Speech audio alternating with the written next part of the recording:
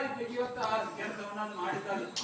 ಈ ಆಸ್ಥಾನಕ್ಕೆ ಶ್ರೀರಾಮಚಂದ್ರನ ಸೇವಕನಾಗಿ ಹನುಮ ಬರಬೇಕಿತ್ತು. ರಾಮನ ದೊಡ್ಡ ಮಾಡ್ಲಿಕ್ಕೆ ಹೋಗಬೇಡ. ರಾಮನ ದೊಡ್ಡ ರಾಮನನ್ನ ನಾನು ದೊಡ್ಡ ಮಾಡುವುದಲ್ಲ. ರಾಮ ಯಾವಾಗಲೂ ದೊಡ್ಡವನೇ. ನಿಮ್ಮಂತವರಿಗೆ ಆಯ್ತು ಪಾಲ ಅಲ್ವಾ? ರಾಮ ಸೇವಕರನ್ನೇ ಕೆಣಕಿ ಇಷ್ಟು ಪರಿಣಾಮ ಆಗಿದೆ. ರಾಮನನ್ನ ಕೆಣಕಿದ್ರೆ ಏನಾಗ್ತಿದೆ? ಎಣ್ಣೆ ಸರಿ ಎಣ್ಣೆ ಎಣ್ಣೆ ಎಣ್ಣೆ ಬೇಕೇ ಬೇಕು ಎಣ್ಣೆ. ಅಲ್ಲ ಬಟ್ಟ ಬಟ್ಟ ತೆಗೆದುಕೊಂಡು ಬರುವುದಲ್ಲ, ಈ ಬಾಲಕ ಸುತ್ತಬೇಕು. ಚೆನ್ನಾಗಿ ಸುತ್ತಬೇಕು. ಬಾಲಕ ಸುತ್ತಿ ಎಣ್ಣೆ ಸುರಿ, ಎಣ್ಣೆ ಸುರಿದು ಹಾಕಿ ಹಾಕಿ ಬೆಂಕಿ ಬೆಂಕಿ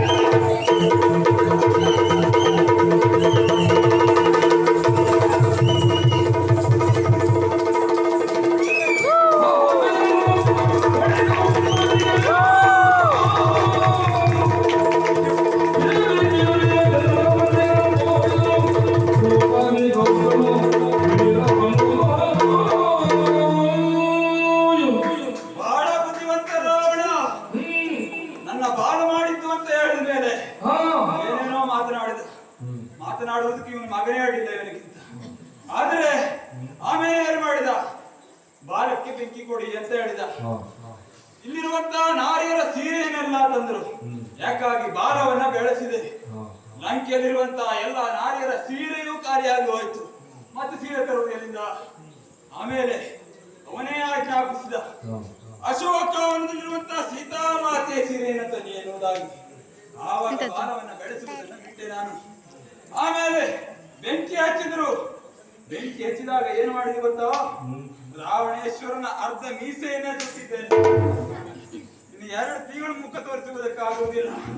ಹೌದು, ರಾಮ ಸೇವಕರನ್ನ ಕೆಣಕಿದರೆ ಏನಾಗ್ತದೆ ಪರಿಸ್ಥಿತಿ ಎನ್ನುವುದಕ್ಕೆ ಇದೇ ದ್ಯೋತಕ. ಹಾಗೆ ಲಂಕೆಯಲ್ಲಿರುವ ಎಲ್ಲಾ ಮನೆಯನ್ನ ಧ್ವಂಸ ಮಾಡಿಬಿಟ್ಟಿದ್ದೇನೆ. ಎಲ್ಲದಕ್ಕೂ ಬೆಂಕಿ ಹಚ್ಚಿದ್ದೇನೆ. ಆದ್ರೆ ಒಂದು ಮನೆ ಬಿಟ್ಟಿದ್ದೇನೆ, ಅದು ನಮ್ಮ ಭಾಗವತರ ಮನೆ. ನಮಗೆ ಬೇಕಾಗ್ತದೆ. ಪರಮ ಭಾಗವತ ಶ್ರೇಷ್ಠನಾದ ವಿಭೀಷಣ ದೇವರ ಮನೆ. ಆತನ ಮನೆಯೊಂದನ್ನು ಉಳಿಸಿ ಎಲ್ಲವನ್ನು ಭಸ್ಮ ಮಾಡಿದ್ದೇನೆ. ಈ ಲಂಕಾಪಟ್ಟಣ ದೂರದಿಂದ ನೋಡ್ಬೇಕು, ಬೆಂಕಿ ಪಟ್ಟಣ ಎಷ್ಟು ಚಂದಾಗಿ ಉರಿತಾ ಉಂಟು. ಆಮೇಲೆ ನೇರವಾಗಿ ಬಂದು ಸಮುದ್ರದಲ್ಲಿ ಬಾಲವನ್ನು ಮುಳುಗಿಸಿ ಬೆಂಕಿಯನ್ನು ನಂದಿಸಿದ್ದೇನೆ. ಹೌದು, ಈಗಾಗಲೇ ಹೋಗಿ ಹೇಳಬೇಕಲ್ಲ ಶ್ರೀರಾಮಚಂದ್ರನಲ್ಲಿ, ಆ ಗುರುತನ್ನ ತೋರಿಸಬೇಕಲ್ಲ, ತಡ ಮಾಡುವುದಲ್ಲ.